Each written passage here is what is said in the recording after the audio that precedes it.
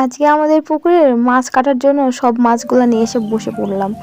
তো দেখেন কতগুলা মাছ মারছে, ছোট বড় তো অনেকগুলা মাছ। এর মধ্যে বড় মদের দিয়েছে, দুইটা ভাবিকে দিয়েছে, আর সবাইকে দেওয়ার পরে এতটুকু আছে।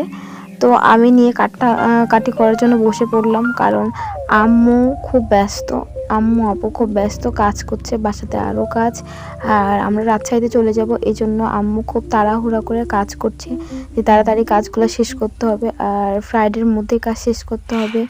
আর দিন বলতে আজকে আর কালকে, তারপরে শেষ, সকালবেলা চলে যাব ফ্রাইডে। তো আম্মু খুব ব্যস্ত, কাজগুলো করছে। আর এমনি তো হাট আছে, আর বিক্রি করতে দিবে সরিষাগুলো, এই জন্য কাজগুলো তাড়াহুড়া করছে। তো দেখেন আমি মাছ কাটতে বসছি, আর আম্মুকে থেকে শুনে শুনে নিচ্ছি যে মাছগুলো কী করে কাটবো, আর আম্মু বলে দিচ্ছে। আর চারিদিকে এতজন বসে আছে তা বলার না, পিচ্ছি পাচ্ছি এতজন বসে আছে, তারপরে ভাবি বসে আছে।